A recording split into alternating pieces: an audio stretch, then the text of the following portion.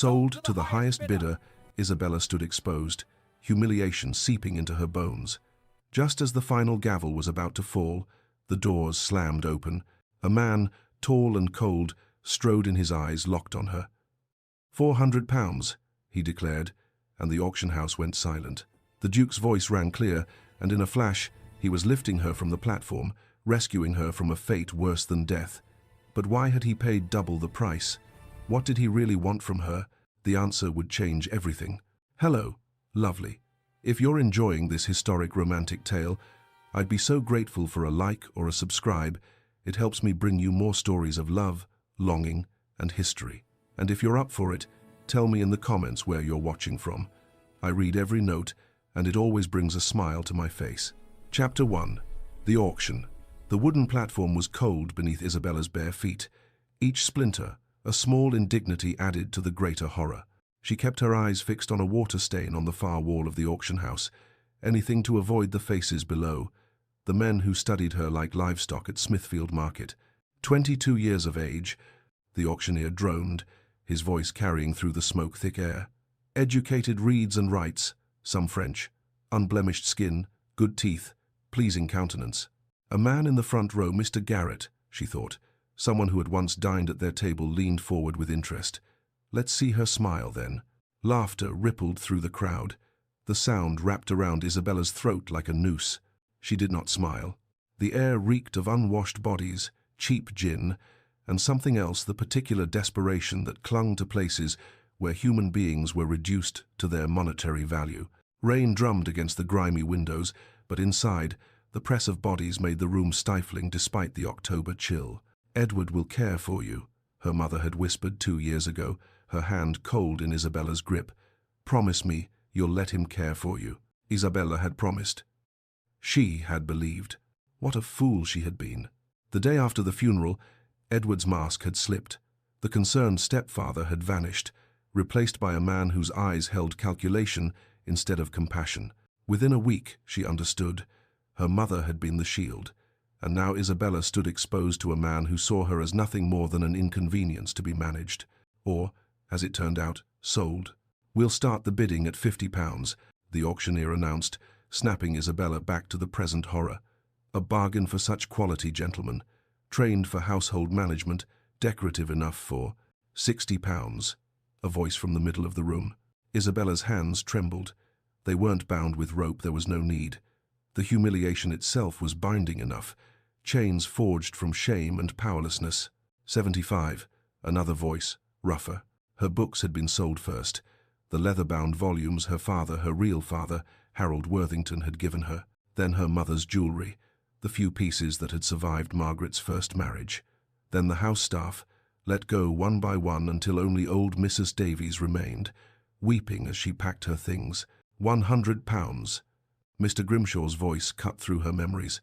She knew him, Edward's primary creditor, a man whose business interests existed in the murky spaces where legality blurred. His eyes were hungry as they travelled over her, and Isabella felt her skin crawl. The bidding continued. 120, 150. Men called out numbers, reducing her entire existence to pounds and shillings. 3 days in the cellar had prepared her for this, Edward had said. 3 days in the dark with only bread and water, until she was too weak to fight when they came for her, until she understood that resistance was futile, that she had no choices left. £200. Grimshaw's voice rang with triumph. In the corner, partially hidden by shadow, Edward Worthington nodded eagerly. His face gleamed with sweat and relief. £200 would satisfy some of his debts, buy him time with the others. That his stepdaughter's life would be destroyed in the process clearly troubled him not at all. The auctioneer raised his gavel, the sound of it soon to fall like a judge's sentence. £200 from Mr. Grimshaw. Going once. Isabella closed her eyes. Whatever came next, she would endure. She would survive. She would. The doors burst open with such force that they slammed against the walls, the bang echoing through the suddenly silent room like a gunshot. Every head turned.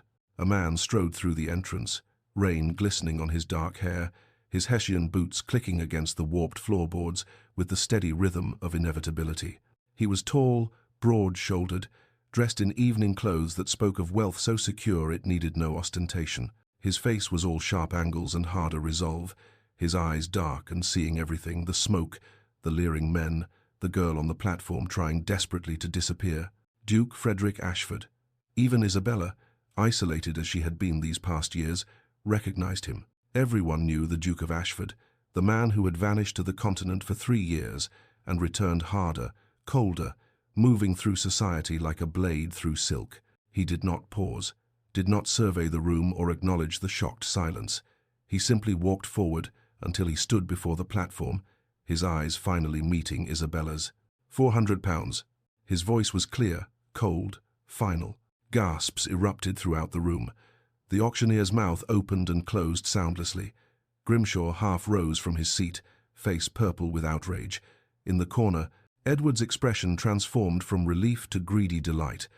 Already calculating this unexpected windfall, the Duke climbed the 3 steps to the platform with deliberate precision. Isabella stood frozen as he removed his coat, fine black wool that smelled of sandalwood and rain, and something indefinably clean, a sharp contrast to the stench surrounding her. He draped it over her shoulders. The fabric was still warm from his body, and so heavy it nearly buckled her knees. It fell past her hands, drowning her small frame, but it covered the thin shift that had been her only garment, covered the shame of her exposure. For the first time since being dragged from the cellar, Isabella felt almost human. The Duke's eyes met hers, and something flickered in their depths recognition, perhaps, not of her specifically, but of her humanity, and beneath that, rage, carefully contained, but burning nonetheless. "Can you walk?" His voice was gentler than she expected, though still edged with steel. Isabella tried to answer, but her throat had closed. She managed a nod. She took 1 step forward. Her legs, weakened by days in the cellar and the shock of the past hour, trembled violently. The platform seemed to tilt beneath her feet. Without hesitation, without asking permission, the Duke bent and lifted her into his arms, one arm beneath her knees, the other supporting her back. She weighed nothing to him, she realized distantly. Or perhaps he was simply that strong. Isabella should have protested, should have insisted she could manage. But she was so tired, and he was warm, and for the first time in 3 days, 3 years, if she was honest, she felt safe. He turned and walked through the crowd, which parted before him like the Red Sea before Moses. Men who had been calling out bids moments ago now could not meet his eyes. "Your Grace," Edward's voice rang out, too loud, too eager. He pushed through the crowd, hand extended. "A pleasure doing business with you. Perhaps we might discuss." The Duke stopped walking. The temperature in the room seemed to drop 10 degrees. "If you ever approach her again," he said, his voice soft but carrying to every corner of the auction house, "business or otherwise, I will ruin you so thoroughly your creditors will seem merciful. Am I understood?" Edward's face drained of color. His extended hand fell to his side. Yes, your Grace. Understood." The Duke did not acknowledge the response. He simply resumed walking, carrying Isabella toward the door, toward the rain, toward whatever came next. The last thing Isabella saw before they passed through the doorway was Grimshaw's furious face and Edward's fearful one, and she felt nothing. No satisfaction, no triumph. Only a vast emptiness where emotion should be. The night air hit her like a baptism, cold rain on her face, washing away the stench of the auction house. The Duke's carriage waited, black and imposing, a driver holding the door open with careful neutrality. The Duke climbed in with her still in his arms, settling onto the leather seat and arranging his coat more securely around her. Only then did he set her beside him, maintaining a careful distance. The driver closed the door. The carriage lurched forward. Isabella sat in the darkness, wrapped in a stranger's coat that smelled of sandalwood and safety, and tried to comprehend what had just happened.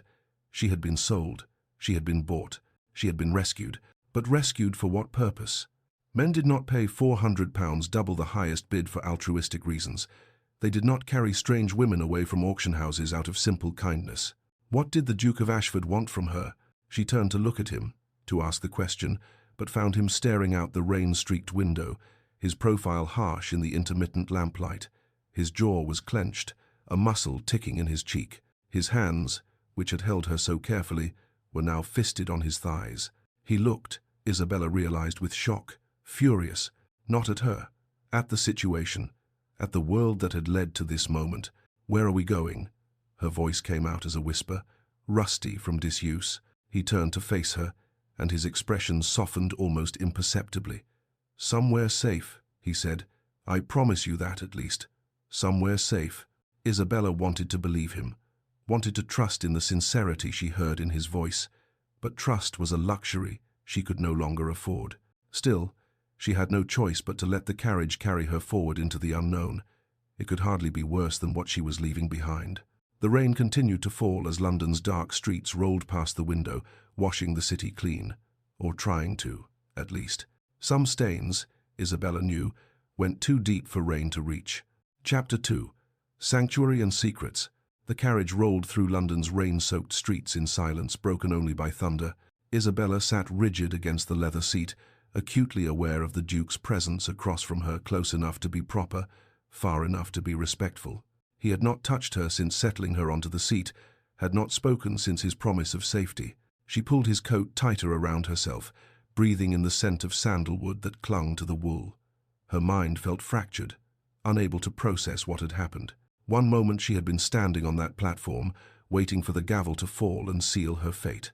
The next, she was here, rescued by a man she did not know, for reasons she could not fathom. Men did not spend £400 without expecting something in return. The thought made her stomach clench with familiar dread. Lightning illuminated the carriage interior, and she caught a glimpse of the Duke's face. He was staring out the window, his jaw tight, that muscle still ticking in his cheek. Anger radiated from him like heat from a forge, but she hoped it was not directed at her. The carriage finally stopped before a townhouse in Mayfair. Even through the rain and darkness, Isabella could see it was elegant, 4 stories of honey-colored stone, windows glowing with warm light. The kind of house she had lived in once, before her mother married Edward, before everything fell apart. The driver opened the door. The Duke descended first, then turned to offer his hand. Isabella hesitated before placing her trembling fingers in his. His grip was firm but gentle, steadying her as she stepped down onto rain-slicked cobblestones. The front door opened before they reached it, revealing a woman in her late 50s wearing a housekeeper's black dress and white apron. She had a round, kind face and eyes that immediately took in every detail: the Duke's coat, wrapped around a shivering girl, the bare feet, the haunted expression. "Your Grace, I wasn't expecting." She stopped mid-sentence, her expression transforming from surprise to shock to something softer. "Oh, you poor lamb." The simple kindness in those words nearly undid Isabella. She swayed slightly, and the Duke's hand moved to her elbow, supporting without grasping. "Mrs. Winters, this is Miss Isabella Worthington. She'll be staying with us. She needs a room prepared immediately, the Rose bedroom, I think. Hot water, clean clothes, and something to eat." Mrs. Winters nodded briskly, already moving into action. "Of course, Your Grace. Right away." She turned to Isabella, her voice gentling. "Come with me, dear. Let's get you warm and dry." But Isabella's legs had finally given out. The adrenaline that had sustained her through the auction, through the rescue, through the carriage ride, had evaporated. She felt the Duke's arms catch her before she fully registered she was falling. "I've got you," he murmured, lifting her again as though she weighed nothing. "Mrs. Winters, lead the way." Isabella wanted to protest, to insist she could walk, but she had no strength left. She let her head rest against his shoulder as he carried her up the stairs, aware of Mrs. Winters hurrying ahead, opening doors, issuing orders to unseen servants. The Rose bedroom was aptly named. Soft pink wallpaper, darker rose curtains, a 4-poster bed with cream-colored linens that looked impossibly clean and soft. A fire already crackled in the hearth, and Isabella could see a hip bath being filled with steaming water behind a screen. The Duke set her carefully in a chair before the fire.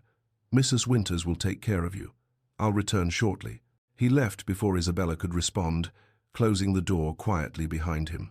Mrs. Winters moved with efficient compassion, helping Isabella out of the Duke's coat and the thin, shameful shift beneath. She made no comment on the bruises from Edward's rough handling, from the cellar's stone floor, but her lips pressed into a thin line of disapproval. The bath was bliss. Isabella sank into the hot water, letting it envelope her, wash away the stench of the auction house and 3 days of captivity. Mrs. Winters had added something that smelled of lavender, clean and calming. "Let's wash your hair, dear," Mrs. Winters said gently, and Isabella submitted to the maternal care, too exhausted to do anything but accept it. Afterward, wrapped in a soft nightgown and thick dressing gown, both far too large, probably borrowed from the household stores, Isabella was settled back in the chair before the fire. Mrs. Winters brought a tray, soup that smelled of chicken and herbs, fresh bread still warm, tea with honey. "You need to eat, miss," Mrs. Winters encouraged, setting the tray on a small table beside the chair. Isabella stared at the food. Her stomach was empty, had been nearly empty for days, but the thought of eating made her feel ill. Her hands, wrapped around the teacup, would not stop shaking. The trembling had started in the carriage and had only intensified, as though her body was finally releasing the terror she had suppressed. Mrs. Winters watched her with concern but did not push. "I'll leave you to rest then. Ring if you need anything. Anything at all." After she left, Isabella sat motionless, watching the flames dance in the hearth. The fire's warmth seeped into her bones, but she could not seem to get truly warm, could not seem to feel anything beyond a vast, hollow numbness. A soft knock at the door. "Miss Worthington, may I enter?" The Duke's voice. Isabella's throat closed, but she managed a quiet, "Yes." He entered, changed from his evening clothes into simpler attire, dark trousers, white shirt, a burgundy waistcoat. He looked younger, without the formal coat, more human. He carried 2 glasses and a crystal decanter of amber liquid. "You should eat," he said, noting the untouched tray. "But I suspect you can't. Not yet." He sat in the chair across from her, not beside her, maintaining that careful distance, and poured measures of brandy into both glasses. "This will help with the shaking." He held out a glass.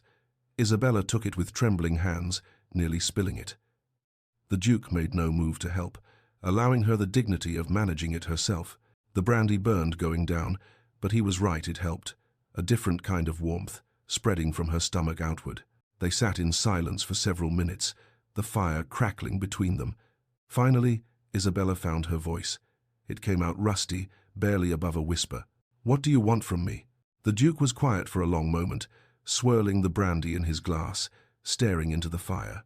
When he spoke, his voice was level, deliberate. "Nothing. I want nothing from you." "Then why?"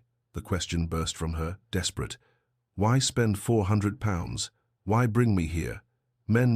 People don't do things like that without reason." He set down his glass and leaned forward slightly, though still maintaining distance. His dark eyes met hers, and she saw something in them, old pain, barely healed wounds. 8 years ago," he began, his voice low, "my sister Beatrice fell in love with our music master. He was a good man, talented, kind, from a decent family, but not noble, not wealthy, not acceptable in my father's eyes." Isabella listened, watching the way his jaw tightened, his hands flexed. "My father discovered them. Letters, a stolen kiss in the garden, innocent things, really. But my father saw only disgrace. He destroyed the music master, had him imprisoned on false charges of theft. The man died in that prison of gale fever within 3 months." Isabella's breath caught. "Beatrice was sent to the country, to our estate in Northumberland. Exile, my father called it. Protection from scandal. She was there 6 months before." He stopped, swallowed. "They said it was fever. The physician wrote it in his report, influenza, complications, very sad. But I knew better. I had received her letters. She died of a broken heart and my father's cruelty." "I'm sorry," Isabella whispered, the words inadequate but sincere. "I was in London when it happened, at university, playing at being a gentleman, while my sister wasted away because my father valued reputation over his own daughter's happiness. I didn't fight for her, didn't challenge him. I was a coward." He reached into his waistcoat pocket and withdrew something, a miniature portrait. He stared at it for a moment before holding it out to Isabella. The girl in the painting was perhaps 18, with dark hair and eyes like the Duke's, but where his held steel, hers held light. She was smiling, her expression full of life and hope. "She looks kind," Isabella said softly, handing the portrait back. She was. Too kind for the world she was born into. He tucked the portrait away. "When I heard about the auction, a business associate mentioned it, thought I might be interested in acquiring quality goods. I felt ill. When I arrived and saw you standing there." He stopped, his expression hardening. "I cannot bring Beatrice back, but I could ensure you didn't suffer her fate." Understanding dawned. Isabella was not just herself to him, she was also a ghost he was trying to save. A second chance he had not asked for but would not waste. "What happens now?" she asked, the question terrifying but necessary. "To me?" He met her eyes directly. "That is entirely your choice. You may stay here, under my protection, until you decide what you want. I can arrange passage elsewhere if you prefer the continent, the Americas, wherever you wish to go. Or you may simply stay here, safely, for as long as you need. You owe me nothing, Miss Worthington. Not gratitude, not service, not anything. You are free." The use of her name, not girl, or the merchandise, or any of the degrading terms she had heard that evening, but her actual name, spoken with respect, broke something inside her. The numbness cracked, and everything she had suppressed came flooding through. The horror of the auction, Edward's betrayal, her mother's death, the years of slow cruelty, the 3 days in the cellar, the fear and shame and helplessness, all of it poured out in wrenching sobs that shook her entire body. The Duke did not move from his chair, did not try to touch her or offer physical comfort, but his voice, when he spoke, was steady and certain, an anchor in the storm. "You are safe here, I give you my word. No one will hurt you again." Isabella wept until she had no tears left, until exhaustion dragged her down into something approaching peace. The fire had burned low. Dawn light was beginning to filter through the rain-washed windows, pale and new. Her eyes closed. She felt something soft settle over her, a blanket, carefully tucked around her shoulders, heard the quiet click of a door closing. When the Duke returned to his study, the house was silent. He poured another measure of brandy and sat at his desk, pulling out the miniature portrait once more. Beatrice smiled up at him. "Forever 18, forever hopeful." "I'm sorry I failed you, Bea," he whispered to the painted face. "But I won't fail her. I promise you that." He set the portrait on his desk where he could see it, and watched the rain streak down the windows as London woke to a new day. Upstairs, Isabella Worthington slept deeply for the first time in 3 days, wrapped in borrowed warmth, in a house that smelled of beeswax and safety, dreaming of nothing at all. Chapter 3. The Dowager's Gambit. 1 week had passed since the auction, and Isabella had learned the geography of safety. She rose at dawn, before the household stirred, and walked in the walled garden behind Ashford House. The autumn roses were fading, their petals scattered across flagstone paths, but Isabella found beauty in their decay. There was honesty in it. Things ended, changed, transformed into something else. She spent her mornings in the Duke's library, a room of dark wood and leather-bound books that smelled of paper and tobacco. She read voraciously, hungrily, trying to fill the hollow places inside herself with words, philosophy, poetry, history, anything to keep her mind occupied, to prevent it from drifting back to that platform, those leering faces, the sound of the auctioneer's voice. The Duke Felix, as he had asked her to call him in private, though she still could not quite manage it, left her largely alone during the day. He had business to attend to, estates to manage, a life that had existed before her and would continue regardless of her presence. But each evening they shared dinner in the small dining room rather than the formal one, and they talked, carefully, always carefully, like two people navigating around something fragile and undefined. He asked about her reading, she asked about his work. They discussed books and politics and the weather, anything but the question that hung between them. What happens next? "You remind me of Her Grace in her youth," Mrs. Winters had said that morning, helping Isabella dress. The housekeeper had found several simple day dresses that fit reasonably well, though they required some alteration. The late Duchess, I mean. His Grace's grandmother. Sharp as a tack, that one, and twice as determined. It was a cryptic comment, and before Isabella could ask what she meant, Mrs. Winters had bustled off to attend to some household matter. Isabella was in the library that afternoon, curled in a leather chair with a volume of Milton, when she heard the commotion downstairs. Raised voices, one commanding and female, one belonging to the butler protesting that His Grace was not receiving visitors. The library door opened without preamble. Felix entered, his expression caught between exasperation and resignation. "My grandmother has arrived." Unannounced, naturally. "She's brought Lady Constance Fairfax with her." Isabella's stomach clenched. She had known this reckoning would come. A duke could not simply install a strange woman in his household without society taking notice, and the Dowager Duchess of Ashford was, by all accounts, society personified. "Should I?" Isabella started to rise. I could go upstairs. No. Felix's voice was firm. You live here. You have every right to be present. He paused, then added more gently. But I won't force you to face her if you're not ready. Isabella thought of the auction platform, of standing while men assessed her value. She had survived that. Surely she could survive a drawing-room confrontation. I'll come, she said, setting down the book. The Dowager Duchess Josephine Ashford was everything Isabella had imagined and more. She sat in the drawing-room like a queen holding court, her posture perfect despite her advanced years. She wore dove-grey silk, her white hair arranged in an elaborate style that should have looked ridiculous but somehow appeared regal. Her eyes were the same dark shade as Felix's, but where his held banked rage, hers held calculation sharp enough to cut. Beside her sat a young woman who could only be Lady Constance Fairfax. She was breathtakingly beautiful, golden hair, porcelain skin, features arranged in perfect proportion.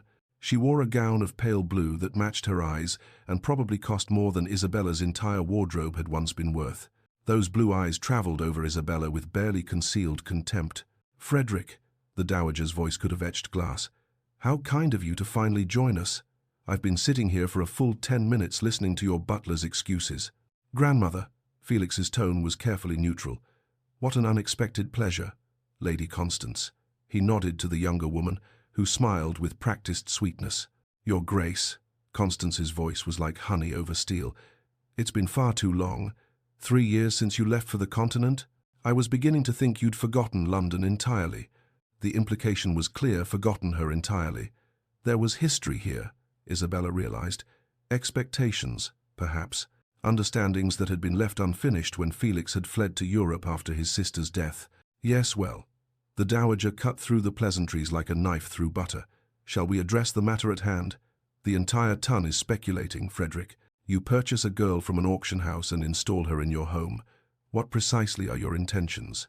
Isabella stood by the doorway, still unnoticed or perhaps deliberately ignored. She watched Felix's jaw tighten. My intentions, he said carefully, are to offer protection to someone who needed it. How charitable, Constance interjected, her smile never wavering.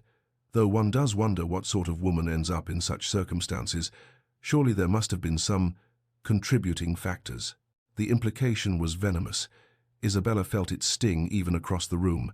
Women who were sold at auction must have deserved it, somehow must have been foolish or wanton or brought ruin upon themselves. Lady Constance, Felix's voice had taken on a dangerous edge. Enough. The Dowager raised one elegant hand. Where is this girl? I wish to meet her. One cannot make assessments based on gossip alone. Felix's eyes found Isabella's across the room. She saw the question there she could still leave, still retreat upstairs, but something in her refused. She had been running, hiding, for too long. Isabella stepped forward into the light. I am here, Your Grace. The Dowager's gaze fixed on her with the intensity of a hawk spotting prey. Isabella forced herself to meet those eyes, to stand straight despite the simple day dress Mrs. Winters had found her, despite her too pale face and the shadows that still haunted her sleep. Come here, child. Let me see you properly.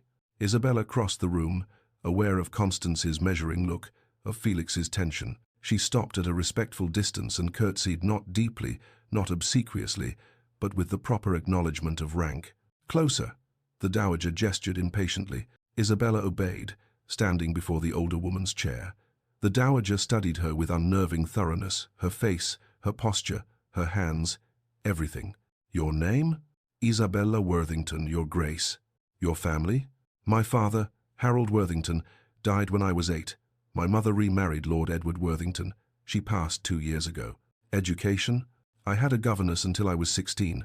I read French adequately, play the pianoforte moderately well, and have studied literature and history extensively. How did you come to be at that auction house? The question was direct, brutal. Constance leaned forward slightly, anticipation in her eyes. Isabella could have lied, could have softened the truth, made herself more palatable. But she was so tired of pretending, of hiding.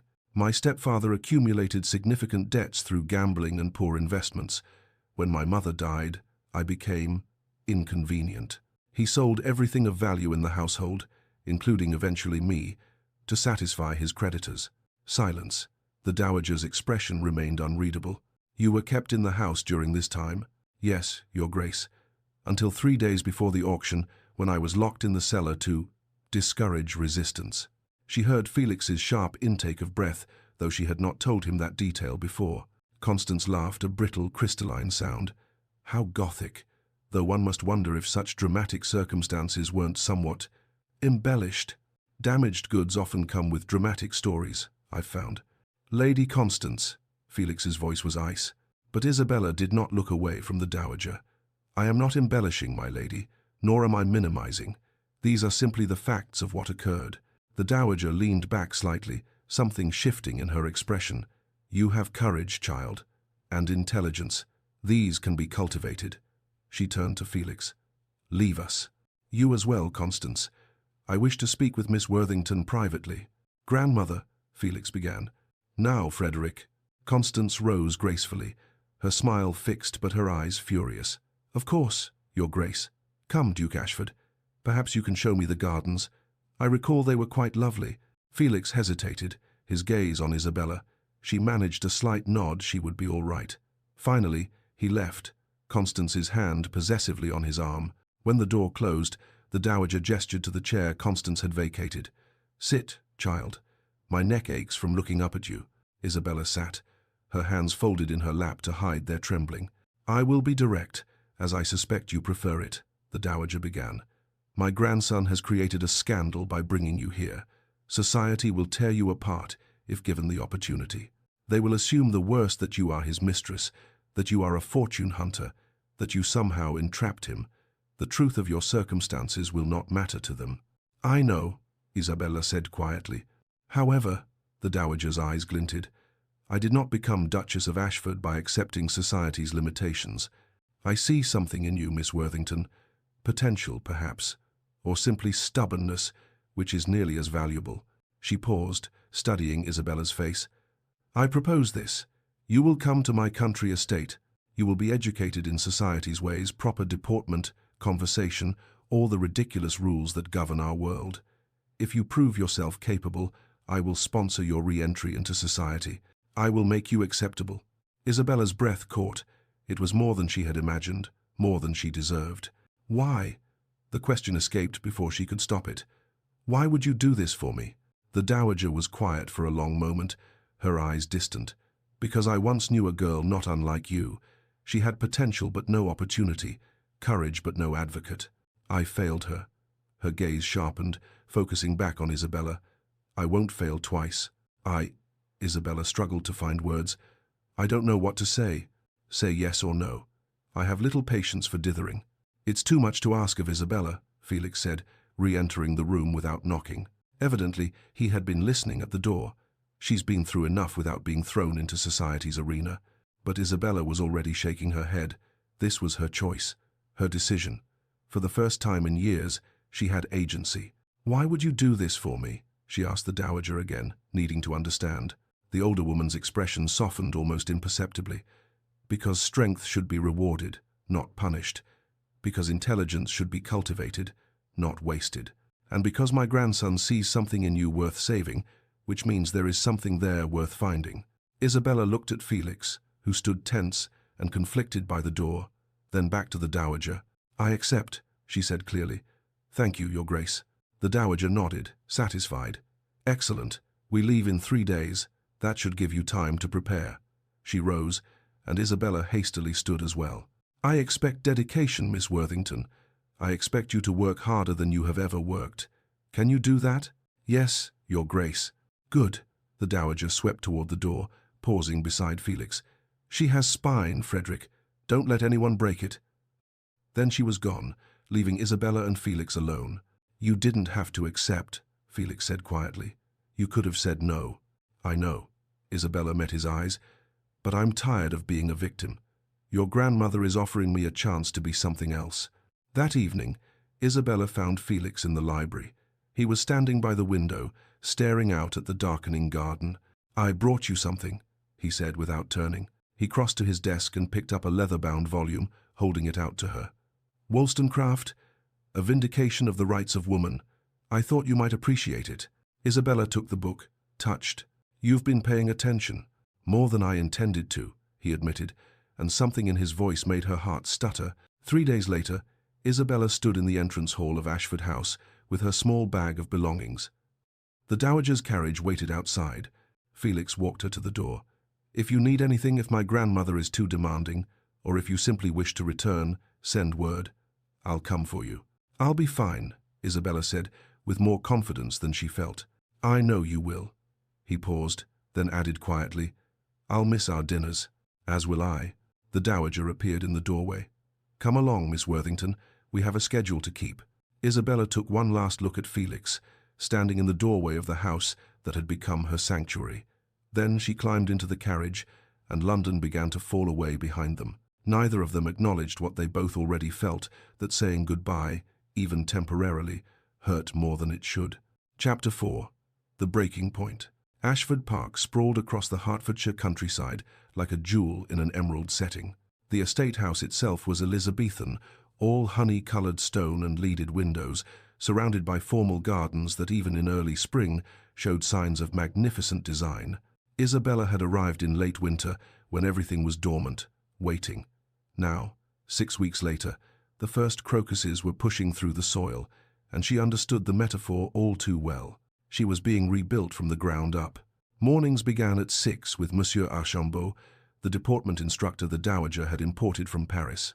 He was a thin, severe man, with an eagle eye for posture and a wooden pointer he rapped against furniture when Isabella's shoulders drooped even slightly.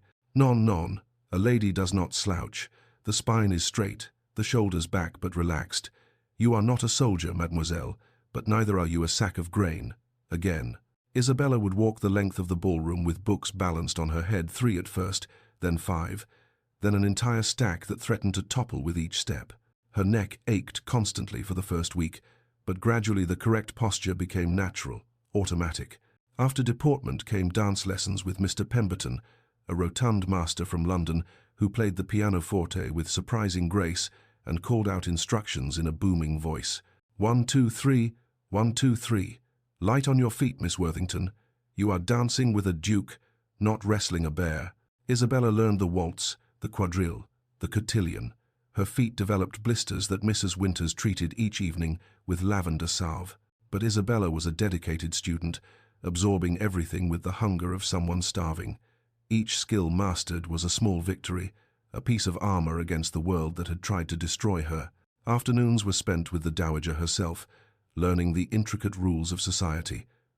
Who could be acknowledged on the street and who required a formal introduction, the precise depth of curtsy for each rank, the art of conversation, how to be engaging without being forward, intelligent without being threatening, memorable without being scandalous.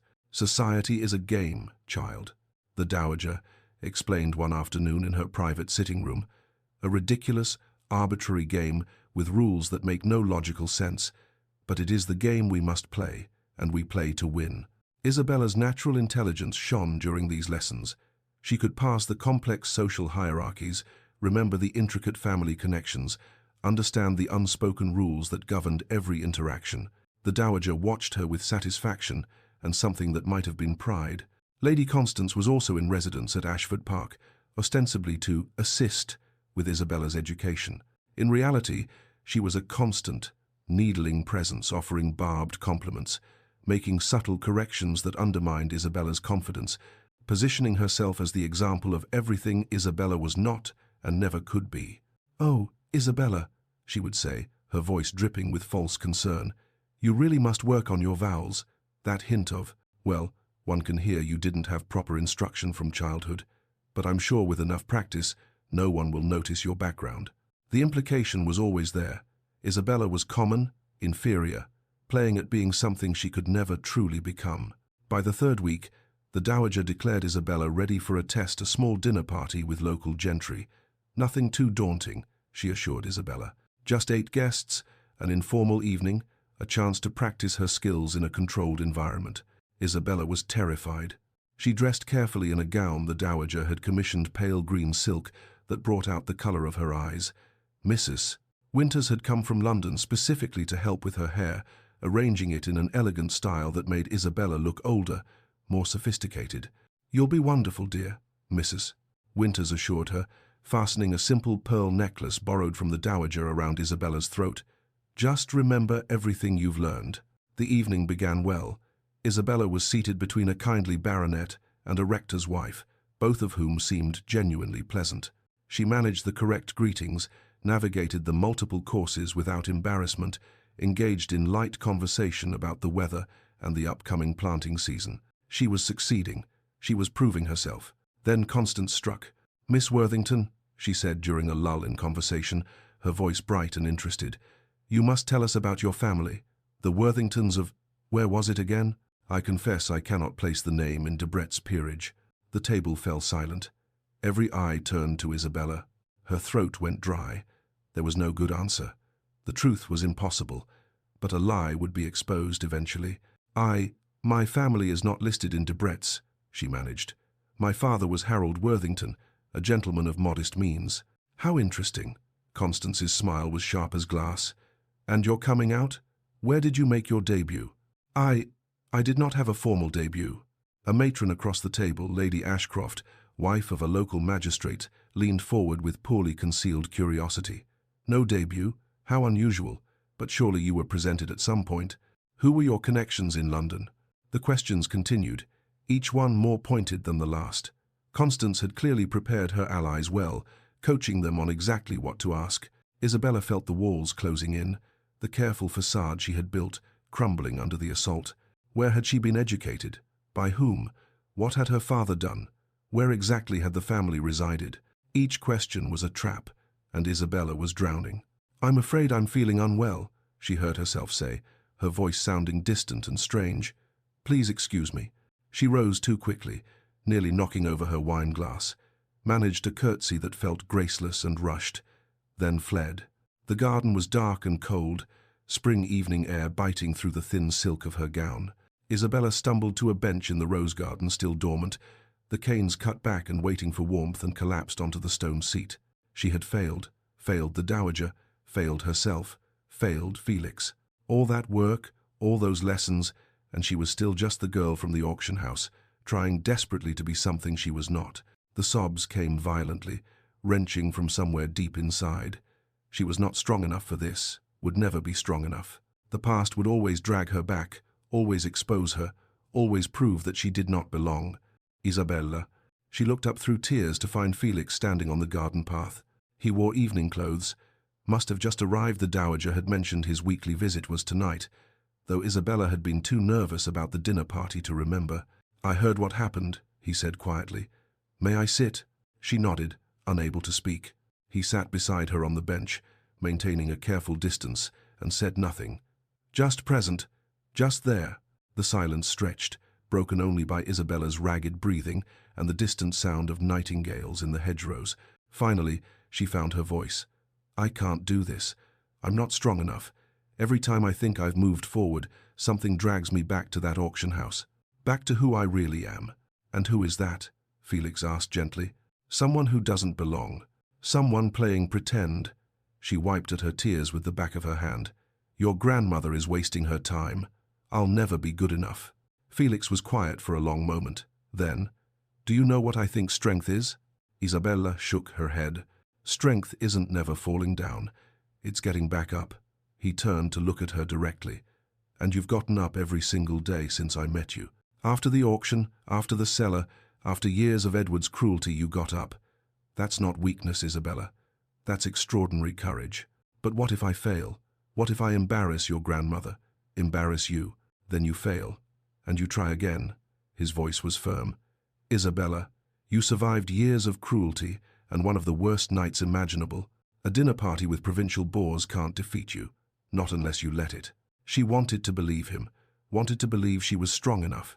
"After Beatrice died," Felix said, his voice dropping lower, "I ran away. I went to the continent and spent 3 years drowning in rage and grief. I avoided society, avoided my responsibilities, avoided everything that reminded me of what I'd lost." Isabella listened, watching his profile in the moonlight. "It was my grandmother who finally forced me to return. She told me I could spend my life bitter, destroying myself slowly, or I could use my position to change things, to protect people who couldn't protect themselves." He paused.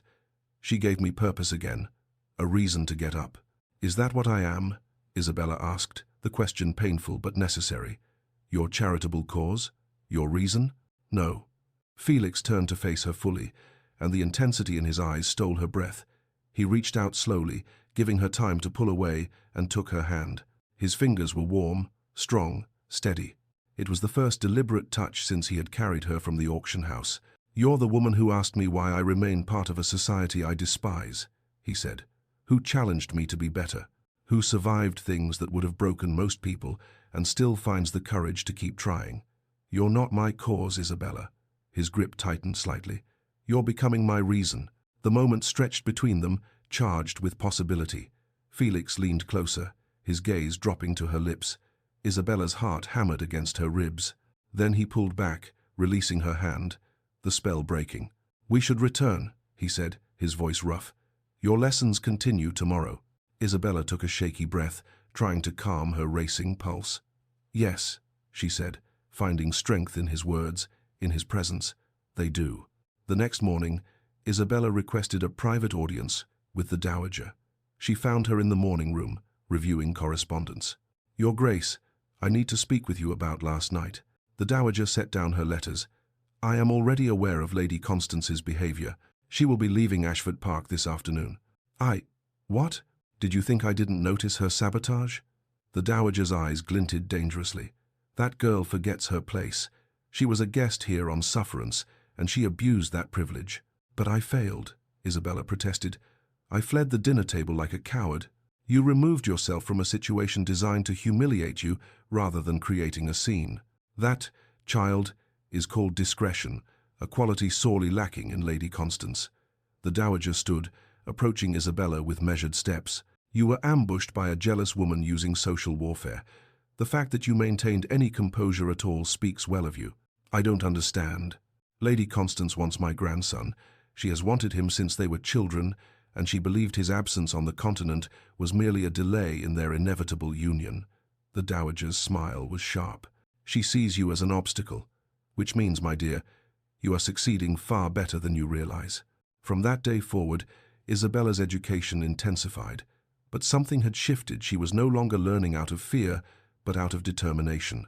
Constance's departure had removed a constant source of undermining criticism, and Felix's words had given Isabella something she hadn't possessed before: belief in herself. Felix's weekly visits continued, and each one deepened the connection between them. They walked through the awakening gardens, discussing philosophy and politics. They sat in the library in comfortable silence, reading in adjacent chairs. They talked about everything and nothing, building something neither could quite name but both recognized as precious. 6 weeks after arriving at Ashford Park, Isabella stood before a mirror in her room, preparing for a larger gathering, a proper dinner party with 24 guests. Mrs. Winters had returned from London to assist, and now she stood back, surveying her work with satisfaction. You look like a duchess, she said softly. Isabella studied her reflection. The woman looking back was elegant, poised, confident. She wore a gown of deep sapphire that complemented her coloring. Her hair was arranged in an intricate style. Her posture was perfect, thank you, Monsieur Archambault. But the real change was in her eyes. They no longer held the haunted look of the girl on the auction platform. They held determination. I look like who I might have been, Isabella said slowly, but I'm still who I am. Mrs. Winters smiled. And who you are, dear, is more than good enough. That evening, Isabella descended the staircase to the drawing room where guests were assembling. Felix stood at the bottom, watching her approach, and the look in his eyes made her breath catch. You're stunning, he said quietly when she reached him. I'm terrified, she admitted. Then we'll be terrified together, he offered his arm. Shall we? Isabella took it, feeling the strength in him, drawing on it while knowing she possessed her own. The dinner party was a success. Isabella conversed intelligently, danced gracefully, navigated every social pitfall with increasing confidence. When questions arose about her background, she had learned to deflect with grace and honesty. My family circumstances are complicated, but I am grateful for the Dowager's guidance. It was not the whole truth, but it was enough. As the evening drew to a close and guests departed, the Dowager found Isabella in the library. You did well tonight, child. Thank you, Your Grace. You're ready, the Dowager said. Ready to return to London? ready to face society properly. Isabella felt a flutter of fear, but also excitement. When? 1 month. That will give us time to prepare your wardrobe, arrange your introduction. The dowager paused. Are you ready for what comes next? Isabella thought of the auction house, of the cellar, of every moment that had led her here. Thought of Felix's words. Strength is getting back up. Yes, she said, I'm ready. Chapter 5. Convenient Lies. London in the spring was a revelation. Isabella had forgotten, or perhaps had never truly known, how beautiful the city could be when one was not trapped in it. The parks were lush with new growth, the streets bustling with life, the air filled with possibility rather than despair. She returned with the dowager to Ashford House, where Mrs. Winters greeted her like a returning daughter. Felix was away on business in Yorkshire, which Isabella told herself was a relief. She needed time to prepare, to settle, to transform herself from the student at Ashford Park into someone who could face London society. The dowager wasted no time. Within a week, she announced a ball in Isabella's honor. But Your Grace, Isabella protested, surely that's too much attention. Perhaps a smaller gathering. Nonsense. If we hide you away, they'll assume we're ashamed. We announce you to society properly, with all the confidence your position warrants. The dowager's eyes glinted. Besides, I haven't hosted a proper ball in years. I'm rather looking forward to it.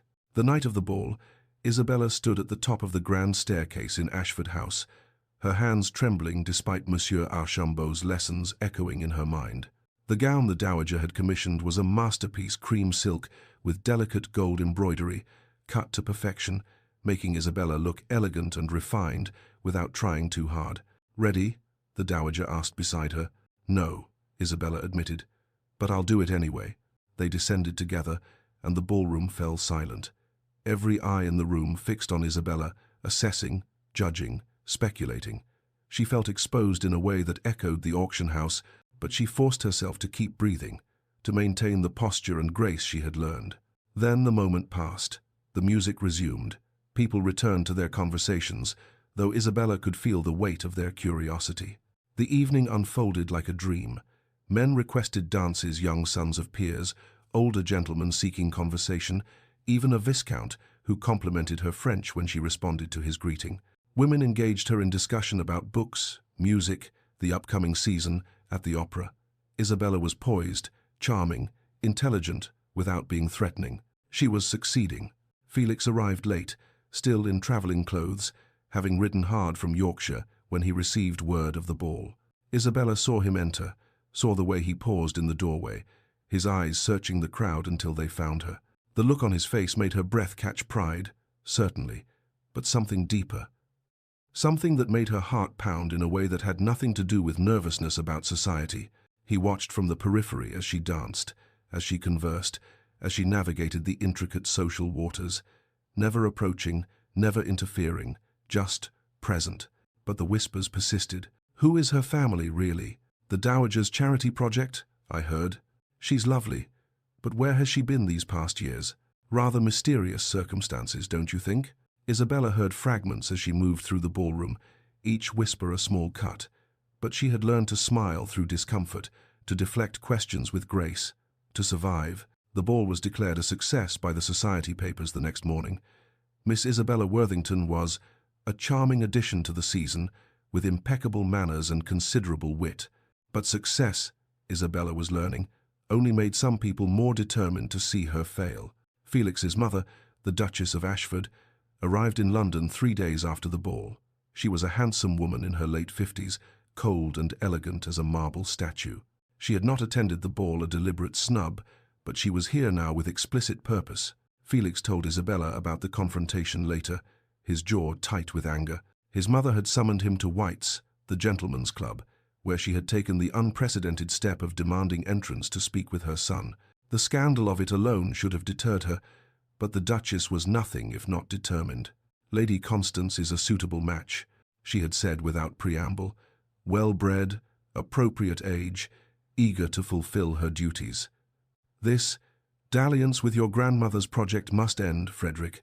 Isabella is not a project, Felix had replied, his voice dangerously quiet. And I'll marry when and whom I choose. You're 30 years old.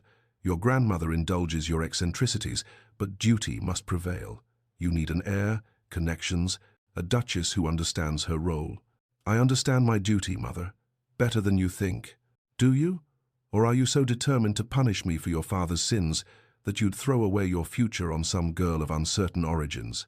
Felix had left without responding, but the words had lodged in him like thorns. That same afternoon, Isabella attended a ladies' tea at Lady Pemberton's townhouse. It seemed innocent enough an opportunity to further establish herself among the women of society. The dowager had encouraged her to go, to continue building connections. The drawing room was lovely, filled with spring flowers and gentle conversation. Isabella relaxed slightly, discussing a recent exhibition at the Royal Academy with Lady Sarah Thornton, a kind woman near her own age. Then she realized she'd left her gloves in the retiring room upstairs. "Excuse me a moment," she murmured, slipping away. She retrieved the gloves and was returning down the hallway when she heard voices from the drawing room, the door slightly ajar, the conversation carrying. "Really, the dowager means well, but polish can only do so much." Lady Constance's voice, unmistakable. Isabella froze in the hallway. "The girl was purchased at auction. I heard it from unimpeachable sources. Damaged goods. Literally. The Duke's charity is admirable, certainly, but imagine if he actually formed an attachment. The scandal would be delicious." Laughter rippled through the room, not everyone, but enough. "Surely even he isn't that foolish," another voice added. "A man of his position must marry appropriately. This girl is a temporary amusement at best." More laughter. Someone mentioned passing fancy and inappropriate charity. Isabella stood frozen in the hallway, the gloves clutched in her hand, hearing every word. The humiliation was crushing, worse than the auction, in some ways, because she had allowed herself to hope, had allowed herself to believe she could belong here. She could not go back into that room, could not face those smiling faces knowing what they truly thought of her. Isabella slipped down the servants' stairs and out a side entrance, calling for a hackney rather than using the dowager's carriage. She could not bear the kindness of the servants right now, the concerned questions. Back at Ashford House, she went directly to her room in the family wing and pulled out her small travelling bag, the same one she'd brought from the auction house, still tucked in the wardrobe. She was packing when Felix knocked and entered without waiting for permission. "Isabella, what's happened?" "Mrs. Winters said you came back from Lady Pemberton's in a state. I need to leave London." Her voice was mechanical, distant. "Perhaps the dowager can find me a position somewhere quiet, a governess, or a companion to an elderly lady. Somewhere I won't be a burden." "What happened?" He crossed to her, gentle but insistent. "Tell me." Something in his voice, the genuine concern, the care, broke through her defenses. "I'm ruining you," she said, and her voice cracked. "Your mother is right. Every moment I remain in your life, I damage your reputation. You've been so kind, your grandmother has been generous, but I cannot repay that kindness by destroying you. You heard something at the tea. It wasn't a question. Tell me." She recounted the conversation, each word like glass in her throat, watched Felix's expression darken with rage as she spoke. Those narrow-minded, cruel. He stopped himself, visibly controlling his anger. His hands were fisted at his sides. "Isabella, I don't give a damn what they say, but you should." Her voice rose, desperate. "You're a duke. You need an appropriate wife, heirs, a duchess who brings connections and impeccable breeding. Not some—" She couldn't finish, the words too painful. Felix started pacing, agitated in a way she'd never seen him. His usual careful control was cracking. Suddenly, he stopped, turned to face her. "Then marry me." Silence. Isabella stared at him, certain she'd misheard. "What?" "It's the perfect solution." The words came faster now, as though he was convincing himself as much as her.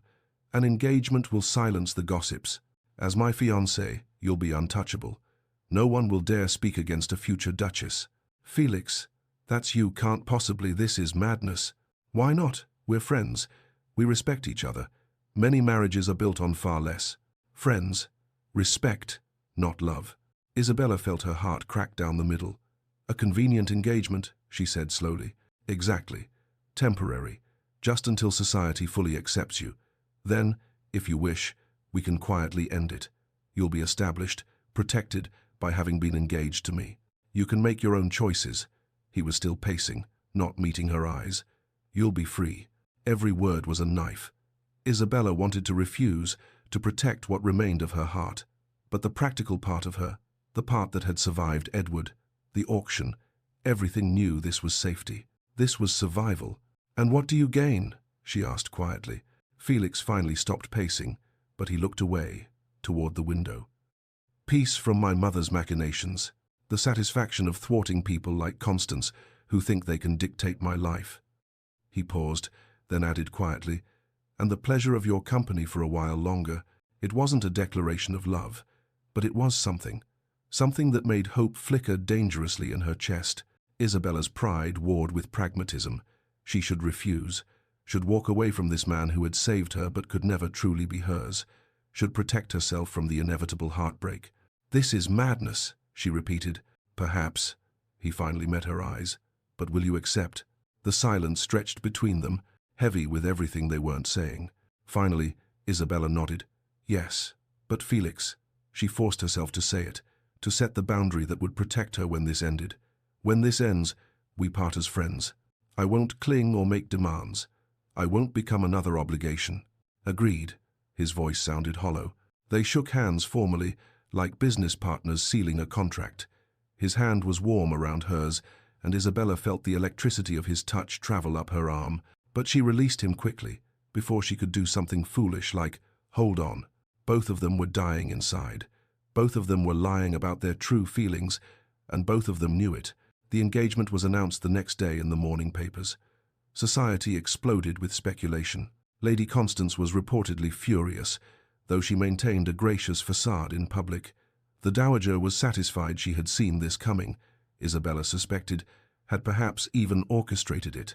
Felix's mother was coldly disapproving but said nothing publicly. A week later, Isabella and Felix attended the opera together, their first public appearance as an engaged couple. They sat in the Ashford family box, visible to everyone, playing the part of devoted lovers. Felix was attentive without being excessive, leaning close to explain the plot when her Italian faltered, his breath warm against her ear. Isabella smiled and laughed at the appropriate moments, acutely aware of every eye trained on them. During the intermission, their hands brushed as they both reached for the opera glasses. The touch sent electricity through Isabella's entire body. She saw Felix's breath catch, saw something flash in his eyes, desire, longing, something real beneath the convenient fiction. But they both pulled away. Both pretended not to feel it. Below them, society watched and whispered and speculated. The Duke of Ashford and his mysterious fiancée. A love match or something more calculated? Time would tell. As the lights dimmed for the second act, Felix's hand rested on the arm of his chair, inches from Isabella's. She stared at those fingers, remembering how they had felt wrapped around hers in the rose garden at Ashford Park. "You're becoming my reason," he had said. But that was before. Before the engagement, before the lies, before they had both agreed this was temporary and convenient, and nothing more. Isabella turned her attention to the stage and tried to ignore the ache in her chest that felt remarkably like heartbreak. Chapter 6. Fractures and Revelations. The engagement settled over Isabella and Felix like a silk shroud, beautiful on the surface, suffocating beneath. In public, they were the perfect couple. Felix was attentive without being excessive, guiding her through drawing rooms with a hand at her elbow, bringing her refreshments at balls, engaging her in conversation that appeared devoted. Isabella smiled and laughed at the appropriate moments, accepted compliments on her ring, a sapphire surrounded by diamonds that had belonged to Felix's grandmother, and played the role of blissfully happy fiancé. In private, they were careful, distant. Two people orbiting each other at a safe distance, terrified of what might happen if they drew too close. But the chemistry was undeniable. A lingering look across the breakfast table when Felix thought she wasn't watching. The accidental brush of hands when they both reached for the same book in the library. Conversations that started about trivial matters and somehow became deeper, more intimate, until one of them would remember the boundaries and pull back. They shared dinners at Ashford House most evenings, the Dowager often joining them. The older woman watched their careful dance with knowing amusement. "You two are fools if you think you're fooling anyone," she said one night after Isabella had excused herself early, claiming fatigue. Felix looked up from his brandy. "I don't know what you mean." "Of course you don't, dear." The Dowager's smile was sharp. "Just as you don't know that you look at her the way your grandfather looked at me." just as you don't know that she leaves the room because being near you is painful when she can't have you. The engagement is temporary, we agreed. Oh, do stop lying to yourself, Frederick. It's beneath you. Felix had no response to that. 3 weeks into their engagement, a letter arrived for Isabella. She recognized the handwriting immediately loose and flowing. The I in Isabella, written with an elaborate flourish her mother had always favored. Her hands trembled as she broke the seal. Dearest Isabella, I hope this letter finds you well. I have heard of your engagement even here in Bath. The news travels. The Duke of Ashford. You have done extraordinarily well for yourself, my dear. I confess I write not merely to congratulate you, but to beg a favor. I find myself in rather desperate circumstances. The small pension I had has run out, and I am living in a boarding house of quite dismal character. My health is poor. The physician speaks of consumption, though I pray he is wrong. I know I failed you, dearest. I know I was not the mother you deserved after your dear father passed. But I am still your mother, the woman who gave you life. Surely your wealthy fiancé can spare something for me.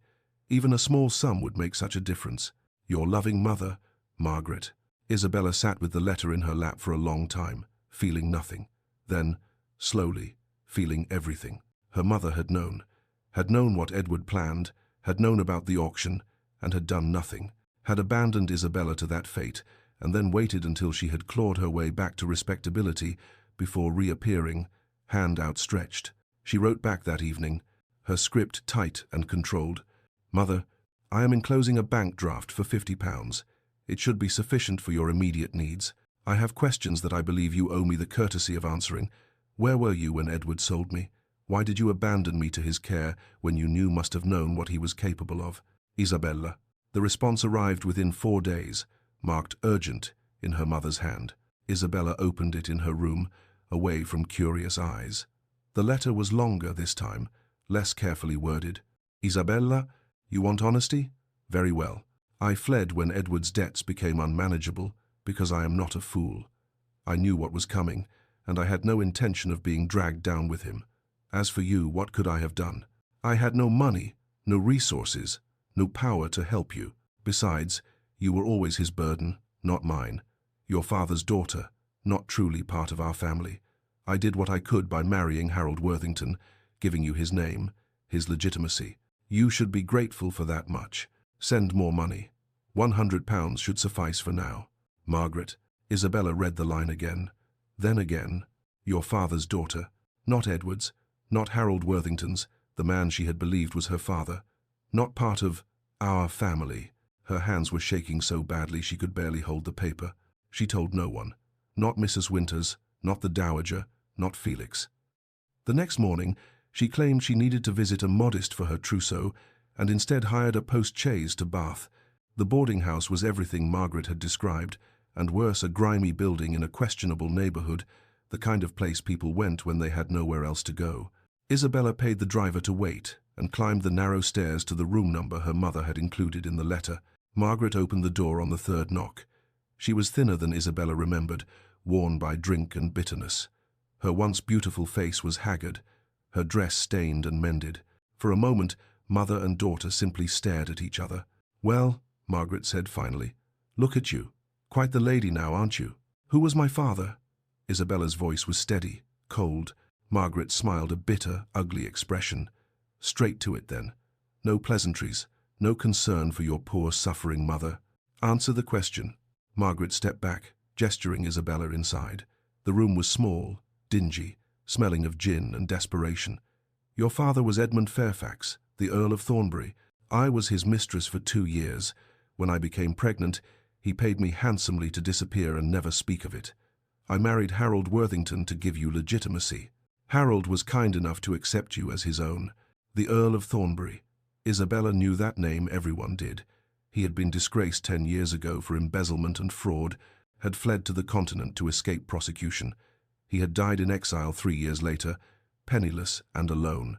So you see, darling, Margaret continued, pouring herself gin from a bottle on the windowsill, you're not just poor, you're illegitimate, the bastard daughter of a criminal. I'm sure your Duke will be thrilled when he learns the truth. How dare you? How dare I what? Tell you the truth? You demanded it. Margaret took a long drink. Besides, it's rather relevant now, isn't it? Because I've written to the Dowager Duchess a lovely letter explaining your situation, your true parentage, your illegitimacy, the criminal blood running through your veins. Isabella's breath caught. You're blackmailing me? I'm surviving, as I always have, as you should understand. Margaret's smile was venomous. Unless I receive a substantial sum, let's say £500, those letters will be delivered. Imagine the scandal. The Duke of Ashford, engaged to the bastard daughter of the disgraced Earl of Thornbury. Delicious, really. You're blackmailing your own daughter? You're not really my daughter, though, are you? You're Edmund's mistake that I've carried for 22 years. Time for you to pay me back for that burden. Isabella stood, shaking with rage and disgust, and a grief so profound it threatened to crush her. I will not give you money to hold over me for the rest of my life. Then I'll send the letters. Do what you will. You have no power over me anymore. She left before Margaret could respond, fled down the stairs and into the waiting carriage. She made it halfway to London before the shock wore off, and she started crying. By the time she reached Ashford House, it was late evening. She went directly to Felix's study, not caring about propriety or appearances. He looked up from his correspondence when she entered, and his expression immediately shifted to concern. Isabella? What's happened? She told him everything. The letters, the trip to Bath, Margaret's revelations, the blackmail attempt. The words poured out in a torrent, and Felix listened without interrupting. When she finished, he was quiet, processing. Isabella interpreted his silence as horror, disappointment, the inevitable realization that she was too damaged, too scandalous, too impossible. I understand if you wish to end the engagement, she said, her voice hollow. I won't contest it. You've done more than enough for me, and I won't let my mother's actions, my own history, harm you further. Felix stood slowly, came around the desk. Isabella, look at me. She couldn't. She was too ashamed, too broken. He stepped closer, gently lifting her chin until she had no choice but to meet his eyes. What she saw there wasn't horror or disappointment. It was fury, but not at her. Your mother, he said carefully, is a piece of work. Your biological father was a bastard and a criminal. And none of that, not one bit of it, diminishes who you are. I'm illegitimate, the daughter of a disgraced earl. This will destroy you. I don't give a damn about my reputation. His voice was fierce. But I do care about you. We'll handle your mother. We'll handle society. Together. That word together broke something in Isabella. The careful control she'd maintained since Bath shattered, and she started crying. Not delicate tears, but ugly, wrenching sobs that shook her entire body. Felix pulled her into his arms, and she clung to him like a drowning woman. His arms were solid around her, one hand stroking her hair, his voice a steady murmur against her ear. I've got you. I promise, I've got you. In that moment, with her face pressed against his chest and his heart beating steadily beneath her cheek, Isabella realized the truth she'd been avoiding. She loved him. Completely, irrevocably, impossibly. Felix, holding her, felt her tears soaking through his shirt and realized his own truth. He was in love with her, had been for weeks, maybe months. Perhaps from the moment he'd seen her on that auction platform and felt his heart crack at her dignity in the face of such degradation, but neither spoke the words. The moment was too fragile, too complicated. There was still Margaret to handle, still society to face, still the impossible gap between what they wanted and what they could have. Felix handled Margaret with ruthless efficiency. He sent his solicitor to Bath with a contract, £500 paid immediately, with the legal stipulation that any future contact with Isabella or attempts at blackmail would result in criminal prosecution for extortion. Margaret signed without reading it thoroughly, took the money, and disappeared to the continent within a week. I'm sorry you had to, Isabella started, when Felix told her it was done. Stop. His voice was gentle but firm. Your mother's actions are not your responsibility. Her choices are not your shame. But the damage was done. Isabella now saw herself as permanently tainted, illegitimate, daughter of a criminal, born of scandal. The engagement that had seemed impossible before now felt like a cruel joke. That night, alone in her room, Isabella wrote a letter. Dearest Felix, I cannot continue with this arrangement. You deserve so much better than the bastard daughter of a disgraced earl. You deserve a duchess who brings honor to your name, not scandal and shame. Please know that my time with you has been the happiest of my life. You saved me in every way a person can be saved, and I will carry that gratitude always. But I cannot in good conscience allow you to sacrifice yourself for me. I release you from our engagement. Consider yourself free of all obligations. Yours, Isabella. She sealed the letter with wax, her hands steady. Tomorrow, she would deliver it to him. Tomorrow, she would end this before it destroyed them both. Tonight, she would allow herself to weep for what could never be. Chapter 7. Public Reckoning. The morning light was pale and new when Felix broke the seal on Isabella's letter. He read it standing in his study, still in his shirt sleeves, his morning coffee cooling forgotten on the desk. His expression shifted from confusion to understanding, to something harder, determination edged with fury. Not at Isabella, never at her, but at the circumstances that had convinced her she was unworthy of love. He set down the letter with deliberate care and strode from the room. Isabella was in the morning room, staring blankly at a plate of toast she had no intention of eating. She had slept perhaps 2 hours, her eyes red and swollen from crying. Today she would tell Felix in person, would face him while she destroyed the fragile happiness they had built. The door opened without warning. Felix stood in the doorway, still disheveled from his morning routine, her letter clenched in his hand. His expression was thunderous. "You're not ending this engagement." Isabella stood, her heart hammering. "Felix, I have to. I won't ruin you." He crossed the room in 3 strides, close enough that she could see the muscle ticking in his jaw, the barely controlled emotion in his eyes. "What if I don't want you to end it? What if this stopped being convenient weeks ago?" Isabella's breath caught. "What are you saying?" For a moment, she thought he would say it would speak the words that hung between them like a prayer. But Felix pulled back slightly, not quite ready to make the full declaration. Not here, not like this, not in private, where she could dismiss it as pity or obligation. "I'm saying you don't get to make decisions for me," he said, his voice rough. "We're going to the Marlborough Ball tonight, together, as an engaged couple, and we're going to face whatever comes. Agreed?" Isabella wanted to refuse, wanted to protect him from the scandal that was coming, but the hope in his voice, the fierce determination in his eyes, made her helpless. "Agreed," she whispered. That evening, the Duke of Marlborough's townhouse blazed with light. Every window glowed, every chandelier sparkled, every candle flickered in welcome. The ball was the event of the season. Everyone who mattered was present, and everyone who didn't matter desperately wished they were. Isabella stood before her mirror while Mrs. Winters made final adjustments to her gown. The Dowager had commissioned it specifically for tonight, deep sapphire silk that brought out the green in Isabella's eyes, cut to perfection, making her look regal rather than merely pretty. "You look like a queen," Mrs. Winters said softly. "I feel like a sacrifice," Isabella admitted. "Then hold your head high, dear. Sacrifices should at least have dignity." Felix was waiting at the bottom of the stairs, resplendent in black evening clothes that made him look every inch the Duke. When he saw Isabella descending, something flickered in his expression, awe, possession, and something deeper that made her breath catch. He offered his arm. "Ready?" "No, but I'll do it anyway." His smile was brief, but genuine. "That's my girl. My girl." The words wrapped around Isabella's heart and squeezed. They entered the Marlborough ballroom together, and the effect was immediate. Conversation didn't precisely stop, but it faltered, dimmed, as every eye in the room turned to assess them. The Duke of Ashford and his controversial fiancée. Isabella felt the weight of those stares like physical pressure. She forced herself to breathe, to remember Monsieur Archambault's lessons about posture, to maintain the graceful composure she had learned. Lady Constance was there, beautiful and cold in ice-blue silk that matched her eyes. She stood near the musician's platform, surrounded by a coterie of ladies who hung on her every word. When she saw Isabella, her smile was predatory. She had been waiting for this moment.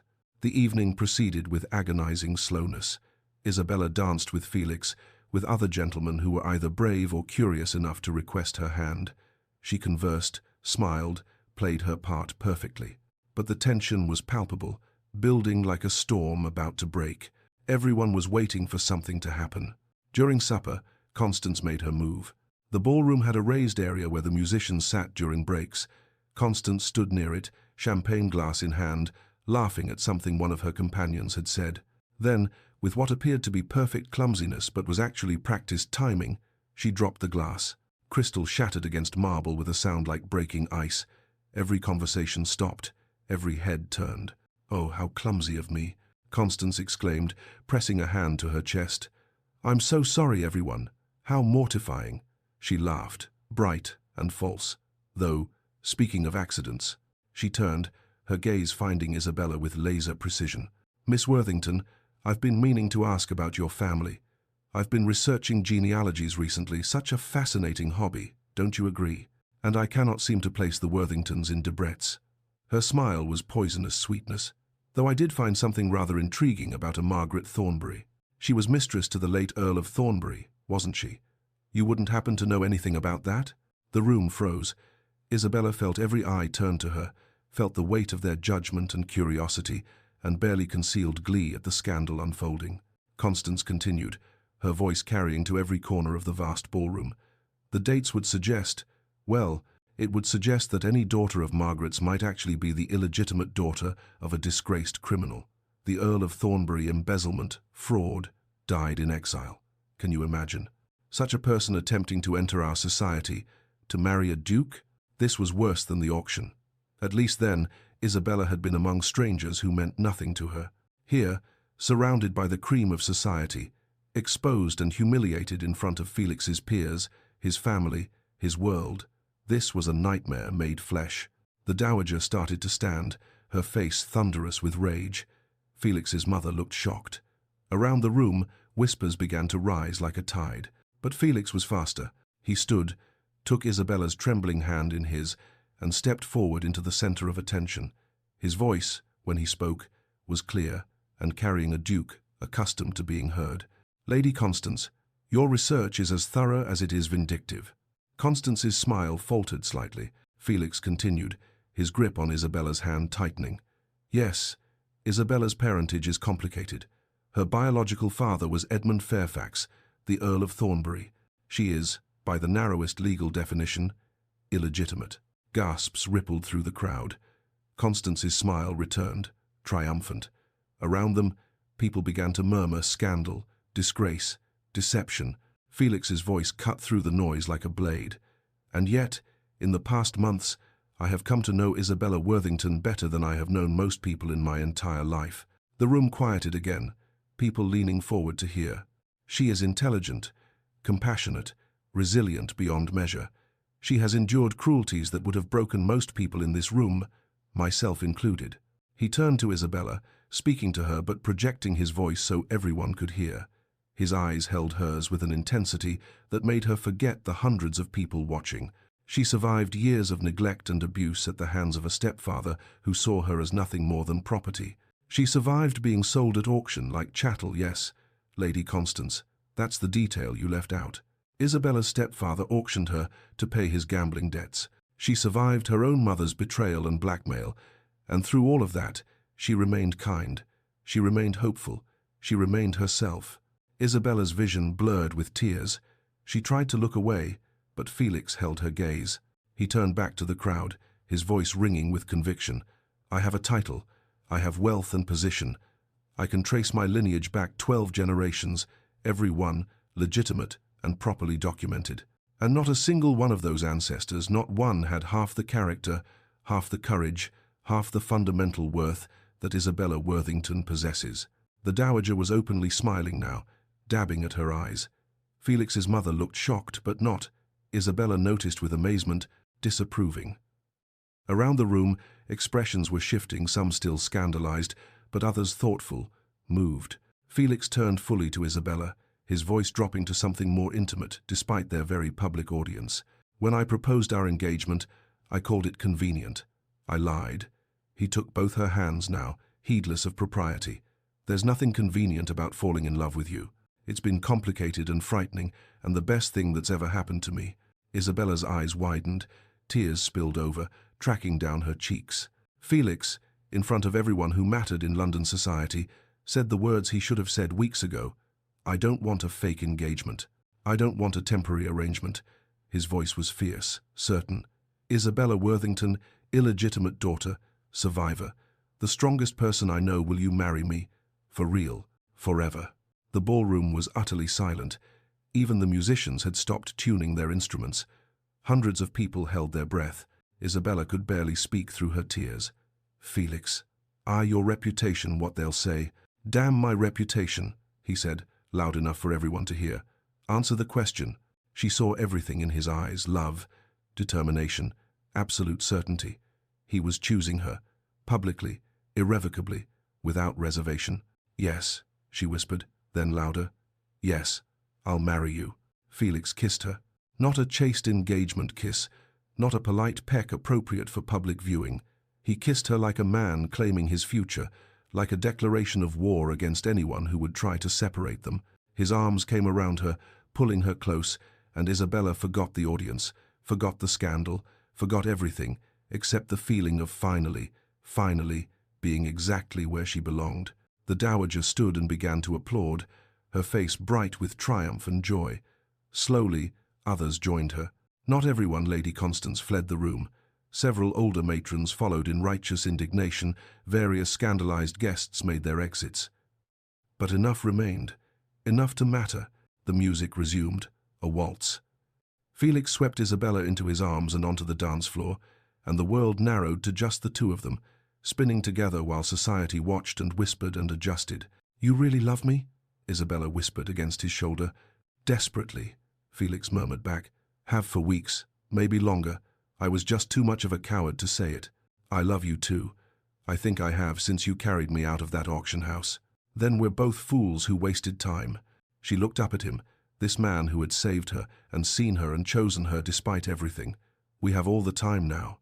All the time in the world," he agreed, and kissed her again, softer this time, a promise rather than a declaration. The ball continued around them. Society was divided, some scandalized beyond repair, some moved by the romantic gesture, most simply fascinated by the drama. But the declaration had been made, the choice announced, the line drawn. Late that night, after they had escaped the ball and returned to Ashford House, Isabella and Felix found themselves in the garden. The same garden where she had broken down after the disastrous dinner party, where he had first told her she was strong. "Your mother will never fully forgive me," Isabella said quietly, looking up at the stars.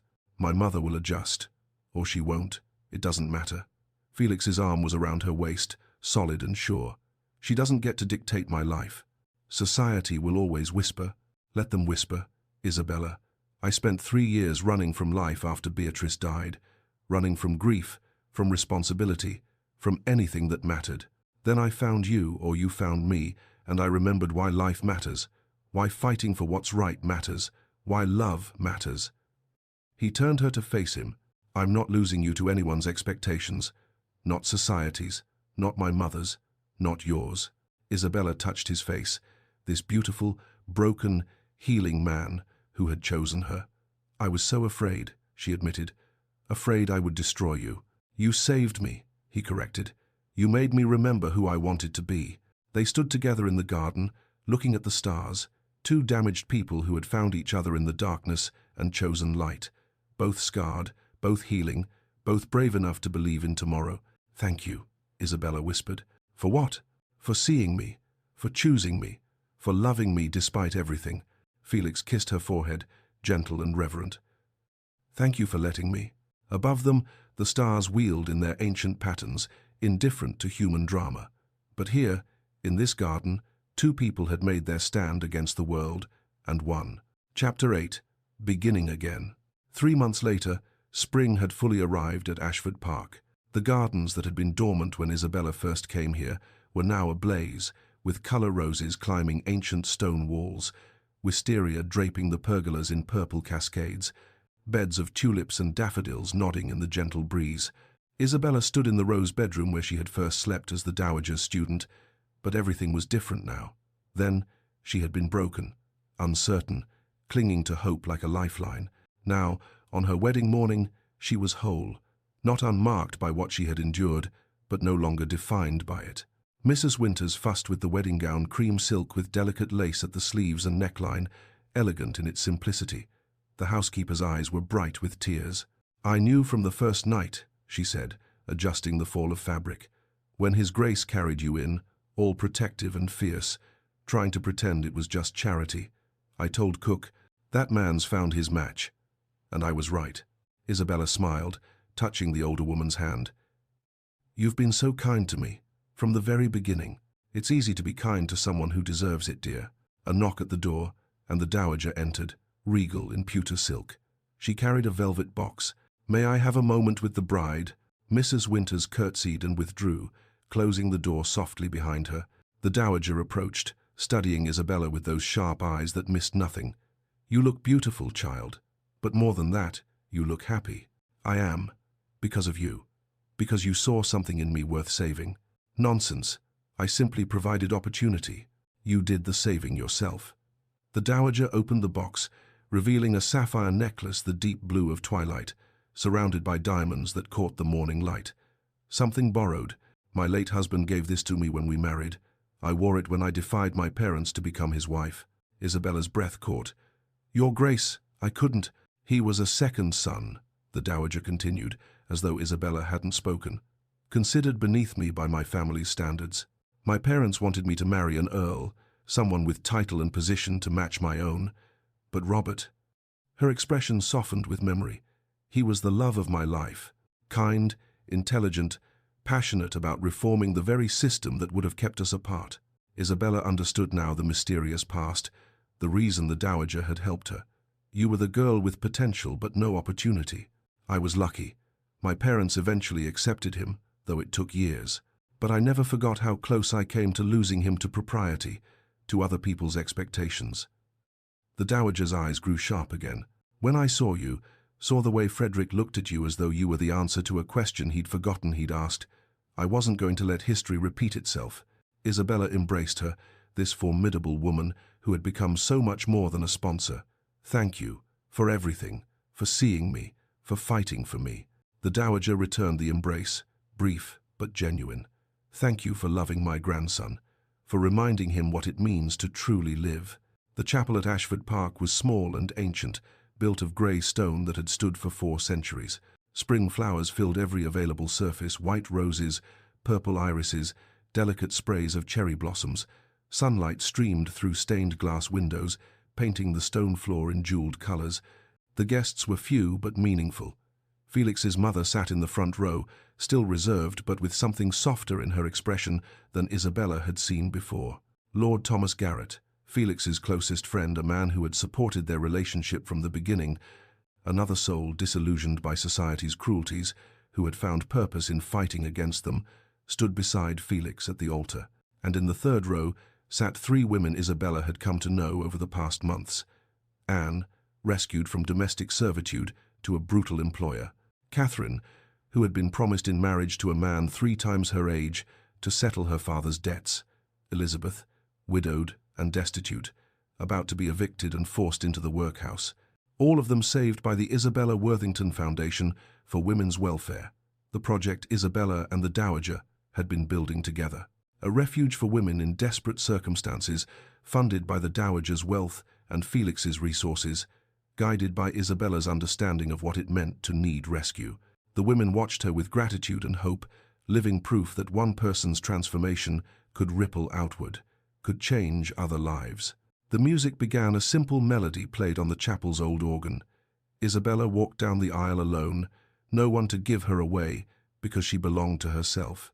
She had insisted on this, and Felix had understood immediately why it mattered. He stood at the altar in dove grey, his dark eyes fixed on her with such love that Isabella felt it like a physical warmth. Lord Thomas smiled beside him, obviously pleased to see his friend happy at last. When Isabella reached Felix, he took her hands, and the vicar began the ceremony. The vows were traditional, the words worn smooth by centuries of repetition. But when it came time for personal additions, Felix's voice rang clear. "I vow to see you, always, not as you were or as society defines you, but as you are extraordinary." Isabella's voice was steady despite her tears. "I vow to stand with you, not behind you, to be your partner in all things, especially in changing the world that tried to break us both." When the vicar pronounced them husband and wife, Felix kissed her with pure joy, not just passion or possession, but the simple happiness of 2 people who had found home in each other. The reception was held in the gardens, beneath a canopy of wisteria. It was elegant but warm, nothing like the formal balls that dominated London society. Tables laden with food, champagne flowing freely, laughter and genuine conversation rather than pointed gossip. Felix's mother approached Isabella during the meal, drawing her aside to a quiet corner of the garden. "I owe you an apology," the Duchess said stiffly. "I was wrong about what Frederick needed. I thought duty and propriety would make him happy, would honor his father's memory." She paused, choosing words carefully. "I've never seen my son truly happy until you. I was wrong about what he needed, wrong about you. It wasn't a warm embrace or effusive declaration, but it was genuine. Isabella accepted it for what it was. Thank you, Your Grace. That means more than you know." A servant approached with a silver salver bearing a single letter. "This just arrived for Her Grace, the Duchess of Ashford." Her Grace, the Duchess of Ashford. The title still felt strange, too large for her to inhabit. Isabella opened the letter. The handwriting was unfamiliar, but the signature made her breath catch. Edward Worthington. "Isabella, I heard about the wedding. I won't trouble you. I know I have no right to any part of your life, but I wanted you to know that I was cruel because I was weak. You deserved so much better than what I gave you. Congratulations on your marriage, Edward." Isabella showed it to Felix, who had appeared at her elbow with 2 glasses of champagne. He read it, his expression carefully neutral. "How do you feel?" "Nothing," Isabella said, surprised by the truth of it. "Is that wrong?" "No." Felix folded the letter and tucked it into his pocket. "He doesn't deserve your hatred or your forgiveness. Nothing is exactly what he's earned."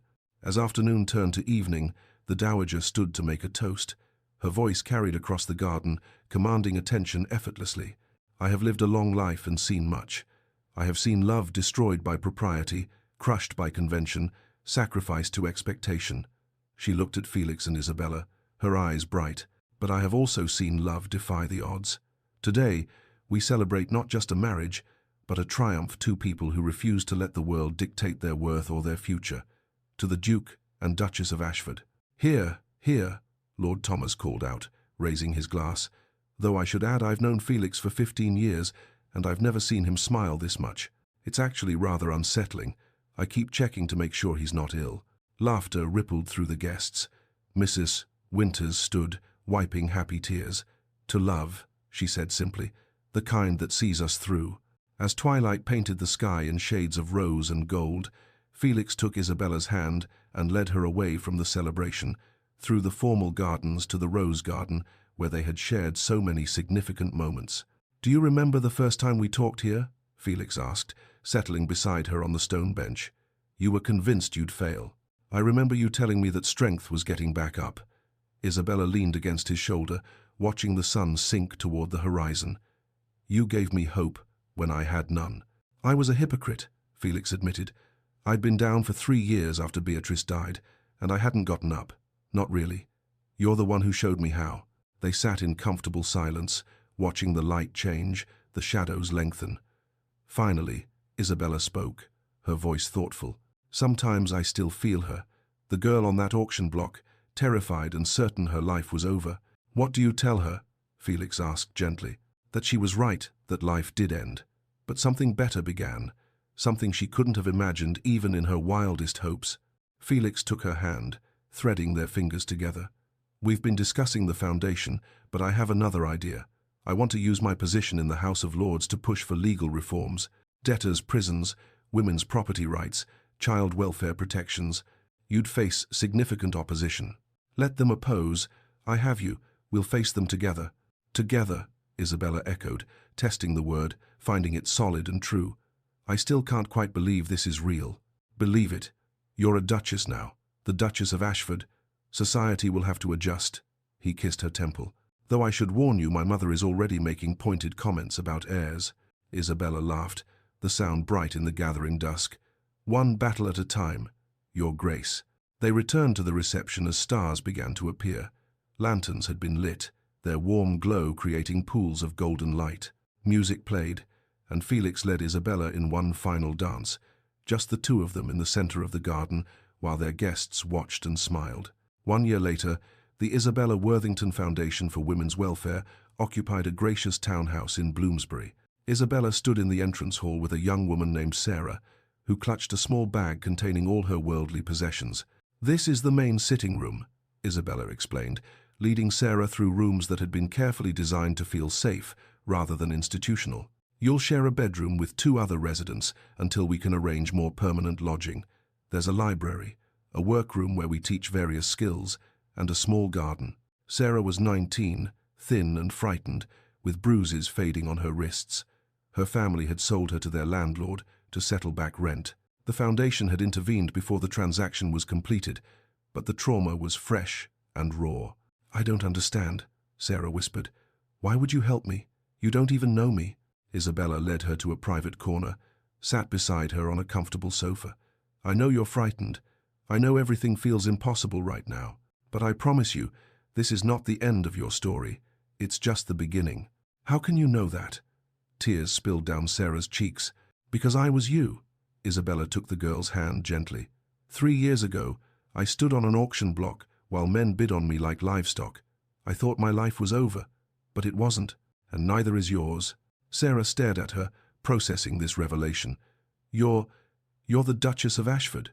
"I am, but I'm also Isabella, who understands what it means to be treated as property, who knows what it takes to rebuild yourself from nothing, and I'm telling you, you are stronger than you know." The front door opened, and Felix entered, still in riding clothes from a morning session at the House of Lords. He greeted Sarah warmly, welcoming her to the foundation, making her feel like a person rather than a charity case. As they prepared to leave, Isabella saw Sarah watching them, this Duke and Duchess, who believed in second chances because they had lived them. In the carriage home, Isabella leaned against Felix's shoulder, comfortable and content. "Do you ever regret it?" she asked quietly. "The scandal, the gossip, choosing me over propriety?" Felix didn't even hesitate. Not for a single second. "You? I regret that I doubted you. Doubted us, but nothing else." "Good." He kissed the top of her head. "Because I'm not letting you go. Not in this lifetime." Isabella smiled, then took a breath. "In that case, I should tell you something. I spoke with the physician this morning." She felt Felix tense. "Are you unwell?" "Quite the opposite." She turned to look at him, watching his expression carefully. "It seems in about 7 months you'll get your heir, or heiress." For a moment, Felix simply stared. Then his face broke into the widest smile Isabella had ever seen. Pure, unguarded joy. He pulled her close, careful but ecstatic. "A child, our child, our child," Isabella confirmed, her own smile matching his. "Who will grow up knowing they're loved, knowing their worth isn't determined by circumstances of birth, knowing they can become anything, knowing they have the most extraordinary mother in England," Felix added, his voice thick with emotion. The carriage rolled through London streets toward Ashford House, carrying them home. Inside, the Duke and Duchess of Ashford held each other, 2 survivors who had found love, 2 damaged people who had chosen healing, 2 souls who had proved that worth was inherent, not assigned. Isabella's final thought, unspoken but deeply felt. "I was sold for £200, but I found something priceless myself, and him, and this life we're building together. A life where the girl from the auction block became a duchess, not despite her past, but carrying it with her as proof that no one is beyond redemption, and no circumstance defines our ending." And so Isabella's journey comes to full circle, from the darkness of that auction house to the light of a love that defied every expectation. From a girl who was sold for £200 to a duchess who found something truly priceless, herself, her purpose, and a partnership built on genuine respect and unwavering devotion. If Isabella and Felix's story touched your heart, I'd love to hear from you in the comments below. What was your favorite moment from their journey? Was it Felix's dramatic rescue, Isabella's transformation at Ashford Park, or perhaps that powerful public declaration at the Marlborough Ball? And here's a question for you. Do you believe love can truly heal our deepest wounds, or does it simply give us the strength to heal ourselves? I'm genuinely curious about your thoughts. If you enjoyed this tale of resilience, redemption, and romance, please show your support by giving this video a thumbs up. It truly helps Lyra's romance stories reach more listeners who crave these emotionally rich historical romances. Don't forget to subscribe and hit that notification bell so you never miss a story. I have so many more sweeping romances planned for you, tales of forbidden love, second chances, and characters who refuse to let their circumstances define their destiny. Share this story with someone who loves a good enemies to lovers tale, or anyone who believes that our past doesn't determine our worth. Isabella's story reminds us that we are all capable of transformation, that dignity can survive even the darkest circumstances, and that true love sees us not as we were, but as we are. Thank you so much for spending this time with Isabella and Felix. Thank you for believing in their love story, for rooting for Isabella's strength, and for understanding that the most powerful romances are the ones where both people save each other. Until next time, remember, you are not defined by your worst moments. You are defined by how you rise from them. This is Lyra, and I'll see you in the next romance.